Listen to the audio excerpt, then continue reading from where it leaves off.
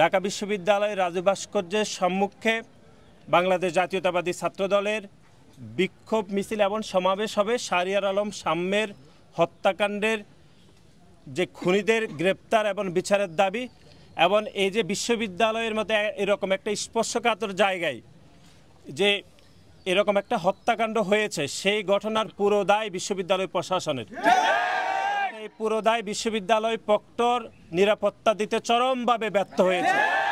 সেই প্রক্টরের পদত্যাগ দাবি এবং বিশ্ববিদ্যালয়ের সর্বোচ্চ অভিভাবক হিসেবে বিশ্ববিদ্যালয় ভিসি মহোদয়ের পদত্যাগ দাবিতে আগামীকাল 11:30টায় বিক্ষোভ মিছিল এবং সমাবেশ অনুষ্ঠিত হবে। সেখানে আপনারা সবাই উপস্থিত থাকবেন এবং আমাদের জানাজা অনুষ্ঠিত হবে, সেটাও আমরা প্রেস নোট করে জানাই দেব। আমরা পরিবারের সাথে কথা বলবো, যেহেতু একটা পোস্টমর্টমের একটি বিষয় রয়েছে সেটাও আমরা করব। আমরা আশা করতেছি বাদ জোহর করা, যদি পোস্টমর্টম সম্ভব হয়, সেটি না হলে বাদ আসর করব। তবে জোহরের বিষয়ে, বাদ জোহরের বিষয়ে আপনারা সবাই প্রস্তুতি নিয়ে রাখবেন। সবাইকে ধন্যবাদ।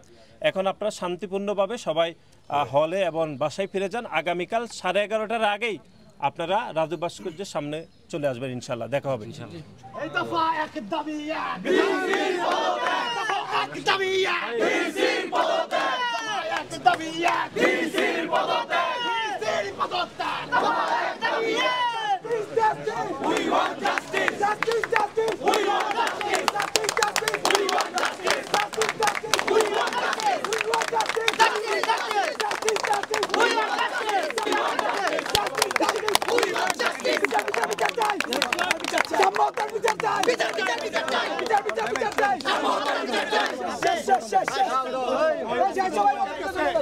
চাই।